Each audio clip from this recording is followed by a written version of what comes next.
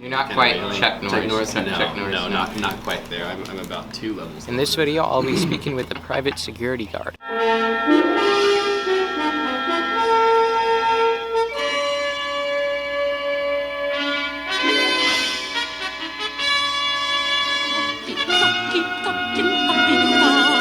This is one of my absolute favorite videos. I think it helped very much that I had an obliging subject. What would you say is your official job description?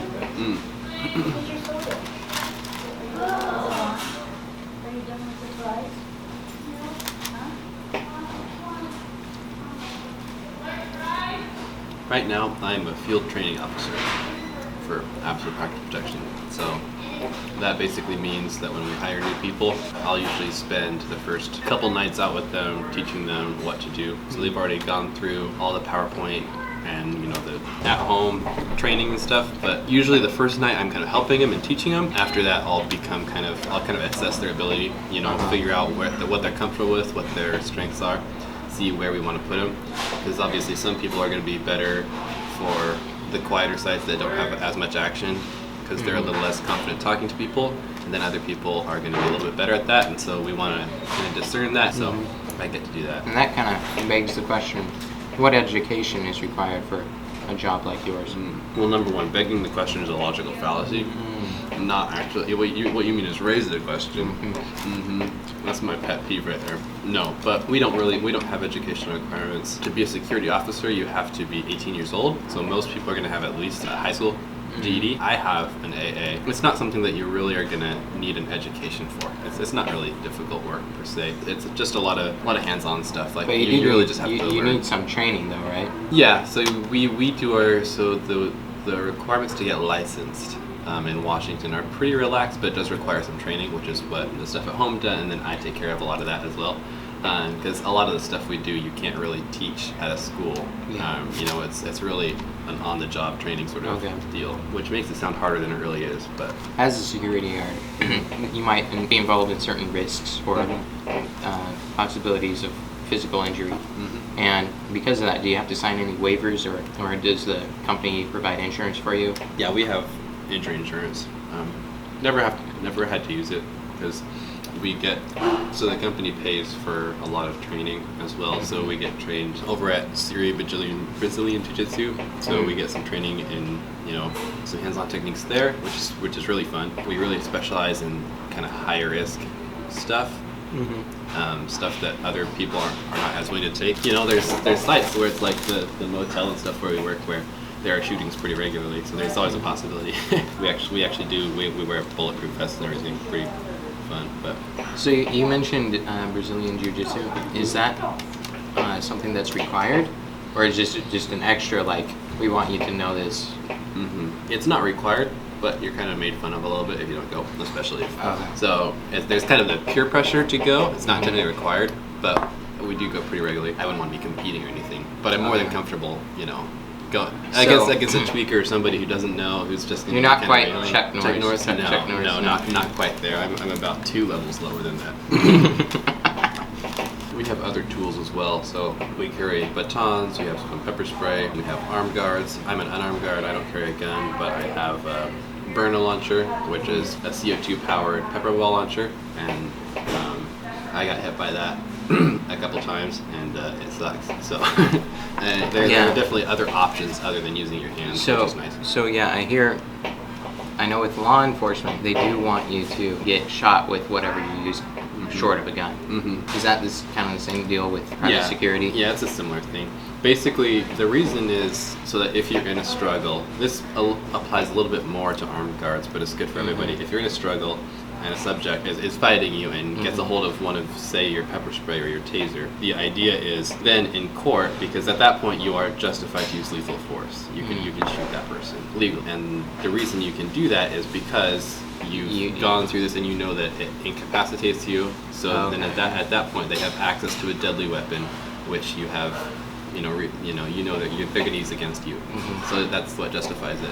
It's also good to know how you react to this stuff, because especially with pepper spray, when you spray it at a person, especially when this has happened to me, it blows back into you. So if you're not prepared for what it feels like, you're going to get really surprised, and you're not going to be able to go through it as well, and you won't be able to get the situation in control. You're going to be panicking, the other guy's going to be panicking, or he's going to be high on drugs and doesn't care, and you're going to be panicking and he's going to right back at you. So you really want to know how to fight through what it feels like. It sucks, but there's a reason for it. So I guess that's kind of how it's similar to law enforcement, but are there any differences? Yeah, we don't arrest people other than citizens arrest. So in Washington, the laws for citizens arrest are actually more relaxed than other states. We can arrest a person if we see a misdemeanor, or if we know that they're wanted for a felony. Which we've done before. When we were at the motel, we have a really good relationship with Kennewick Police Department, and so they would text my boss kind of who they were looking for, stolen cars, all that sort of stuff, because they would always show up at the motel, never fails. And so when we saw those people, we would alert the police department, and there were a couple times where we ended up having to detain the person for the police department. What type of hours do you work? All the shifts are nights. We don't have day shifts. Nothing happens during the day. Length depends. The longest shift I've worked was 16 hours, because it was a 12-hour shift, and then the person who was supposed to relieve me didn't show up, so I had to cover the first 4 hours. Usually they're between 10 and 12 hours long. Because you work only nights, you must sleep during the day, right? Yeah, I have a little bit different schedule than most of my coworkers. I get a lot of stuff done in the day. I have flight lessons pretty often. On my days off, I usually get 1 or 2 days off a week. That would mostly be weekends, right? No, usually I get weekdays off, because weekends tend to be the most active. A lot of people stay up all night to kind of keep the rhythm going. Because I don't really have a rhythm per se, like I'm usually tired enough to go to sleep and then wake up again. I'll usually sleep through my night off, just because I can, and it's a lot of sleep, so I'll usually catch up on sleep those days. What type of places do you work at? Right there, that one's pretty active. They had 2 break-ins in the past, 3 break-ins in the past 2 weeks. Wow. Not while we were there. Yeah, it's a pretty bad spot. I have some video I'll show you, but we had to clear, there are 2 buildings inside there, and they're dark, and there's a tunnel in between them, and we had to clear everything. Like with our firearms and everything out. They thought they had a homeless population literally inside the building, so that was kind of the premise we were going on, and had to clear that building out. That was exciting. And then we work at dealership. Well, 2 dealerships, so you have a lot of cat converter theft or smashing into cars to just sleep there. Then we have a construction site, Super 8, Red Line, lots of motels, because there's a lot of drug activity there, and that's kind of what we specialize in. We have a lot of experience in doing that. Our first big contract was the Motel 6. They were usually calling the police about 2 times a day, and after the first couple of months we were there, they were down to calling the police only 1 time a month. So. Oh wow, that's good. Those are the fun ones. Areas that were already bad are pretty much just getting worse. What type of confrontations have you had with trespassers? It depends. I would say most of them. Usually, if you display the right amount of command presence, say that I'm in charge here, usually they're okay. Like, they'll just say, okay, I'll leave. There are some definitely that have definitely not wanted to leave. Then there's some who are just out to pick a fight. I've definitely had several times where they're like, no, I'm not going to leave. I'm going to kill you. I'm going to kill your family. All sorts of nasty stuff. And those are the fun ones, because whenever they start talking big like that, well, what I usually like to do is I like to laugh. They don't really like it getting laughed at, so I'll just be like sitting there smiling or whatever, and they're getting all pissed off. I had one guy, because I wasn't even going to deal with him. I'm inside a building. It was a government building. There was a government project. That I was there, and we were just securing the building. That's all we had to do. Easy. It was just cameras. It was the easiest contract ever. Anyway, I look out the window and I see 2 homeless people fighting. Whatever, not my problem. But I had people coming in and out, so I'm like, well, I don't want those homeless people to come and harass my people, so I'm just gonna stand here and watch. The police are coming. It's not my problem. It's not my property. I don't care. I'm just gonna watch. One of the guys didn't like that, so they broke it up. They go their separate ways, obviously, and can't arrest anybody, so nobody got arrested. But they broke it up. About like 2 hours later, I'm sitting there like this, watching the cameras, just chilling out, feeling all fat and sassy. There's a window behind here. I hear by the window, "Come out here and I'll beat you." I'm like, what in the world? So I look over, and there's this, like, one of the guys that's fighting was out of the window saying, he's using all sorts of nasty language. But anyway, so he's walking towards the door, and I'm like, oh, come on. he's not gonna get in the building. So I'm saying, hey man, I don't have an issue with you, just leave, okay? It's funny because I ended up pulling my baton because he obviously wasn't scared of me. So I'm like, well, you're gonna be scared of that baton. But he's like, I'm not scared of your little stick. You come out and fight me. As soon as I pulled it though, and I was like, if you go through that door, I'm gonna beat you. He starts walking away and says, I'm not afraid of you. And they always do this, always. As they're walking away, they're like, I'm not afraid of you. You come out. And if I'm like, I'm not the one walking away, dude. Like, you come for me.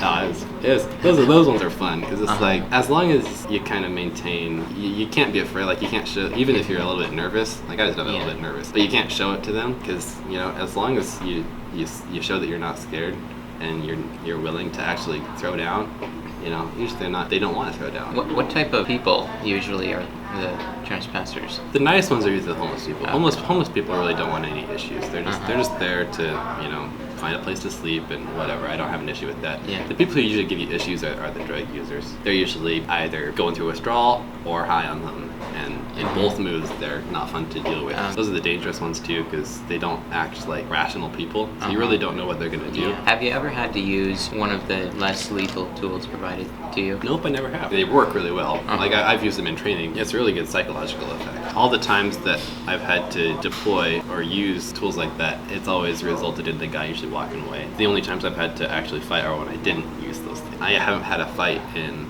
the past 4 or 5 or 6 months. Usually I try to keep it open-handed. That's usually what the legal system likes. So usually it'll be, and especially because usually we're not really trying to, in the motel usually we're trying to detain them because there was usually another crime going on. Otherwise, I'm usually just trying to push them. You're just pushing them. Like, usually they're just not wanting to leave, and so I'm saying, well, they're gonna leave. We have much higher standards for not only physical fitness but mental fitness. You know, you have to be pretty smart. There's no rule book, you know, for what's gonna happen. So we have to know that you're able to deal with rapidly changing situations, which most security guards who are walking around a mall, or they die if they ran a mile, they're not in shape to do that. There are very few security companies who can say they have a really good relationship with the police department, but we're proud to be able to have a good relationship because we don't call them for every little thing. We definitely try and set ourselves apart in that way, and kind of not be the status quo, because the status quo is accurate and it's bad. Okay. Yep. I think we might be about done eating. That's right. So I asked you to show me your loadout, kind of as a security guard. Yeah, this is my belt that I keep everything on. So it has the Velcro on the back, and this is the inner belt. So I'll wear this, and this will Velcro over and then hook. So that's a carabiner for my keys. We have handcuffs there. I have a small little Surefire light that's really nice. It's really bright. It has a nice little strike bezel, so it's pretty fun. This is the Burna pepper ball launcher. So let me get it out here. So we have a holster that has some retention on it, but this is what it is. We got a light on it. It shoots these balls here. So these are pepper ball, and when they impact something, they explode into a cloud of basically pepper spray, but it's like a grain. And so it's really bad because it'll get in your eyes, and it's like sand in your eyes that you can't get out. It hurts. So that sucks. That's that. This is a loop so it's 26 inches long with a fiberglass core here. Pretty effective. So how do you use that? I mean, you can use it just as a baseball bat, but yeah, what's the side handle so for? You're supposed to, so most people are going to use it like this with striking motions, but you can also use it like this if someone has something and they're coming at you. You can so you can absorb some really impact, jab them in. and yeah, you can hit someone like that. But this is a really good psychological because it's a big black stick that nobody wants to get hit with. Tourniquet here. You never know when you get shot. I have some rubber gloves and some band-aids. It's nothing major. I have a bigger first aid kit always in the car that has more trauma stuff, so it'll have bigger packages and chest seals. This is a Stinger Streamlight flashlight, so it's the bigger flashlight. It's actually just as bright as this one, but it's a little bit bigger, has a more focused beam. The pepper spray that we carry, so it's got a little hood there, and then you push down. More magazines for the Burna. This is what they look like. Top one I have is the little pepper spray one, but then there are also these plastic balls that are just, they don't explode, they just hit you like a hard. Like a paintball that doesn't explode. So actually it breaks auto glass. Bulletproof vest that we wear from Safe Life Defense. So you'll wear this under our uniform. Our Okay. uniform is just a polo shirt. We wear Uh-huh. tactical pants and a polo shirt. This will go on over your little undershirt, and then if I were wearing it right now, I'd wear this collar shirt over it. That's about it. That's all I really do. What would you say is the absolute worst thing about your job? Absolute worst thing? I hate working nights. I'm not gonna lie. Like, it's getting really old. It's like I'm watching the sun go down, and I'm watching it come up again at the end of my shift. I don't like that at all. Yeah. What's your favorite thing about this job? Oh, definitely all the action, all the fun stuff I get to do. I don't think that there are many 18-year-olds who get to say that they've seen half of the stuff that I've gotten to see, and then who can say that they've had people be yelling at them and got into fights and everything in a setting that's actually productive and actually doing something for society and keeping things safe. It's not just getting in a bar fight or something. I'm actually get to be doing really cool, fun stuff, and get paid for it, and be productive. So, What advice would you have for somebody wanting to look into this career? I probably wouldn't make it a career.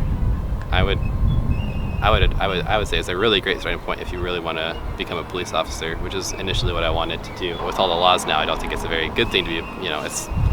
It's a very honorable thing to be a police officer, but Not I very think, fun. yeah, I think you want to come in and be ready to learn some things, and then also take advice, because it's one of those things where you're not going to know everything when you come in, and if you can't take some criticism and learn from every situation, then you're really not going to succeed, because every situation is different, and there's always a person who's better than you. At the end of the day, it's talking to people and solving issues. If you're not good with people, you're going to get into fights all the time. There you have it, folks. A day in the life of a security guard. Actually, though, it's a day in the life of a security guard. Until next time, I'm your host, Joel MacDuff, and this has been Faces Talking. Thank you. Absolutely, 100%. My pleasure. Now let's hit it. Happy 4th of July.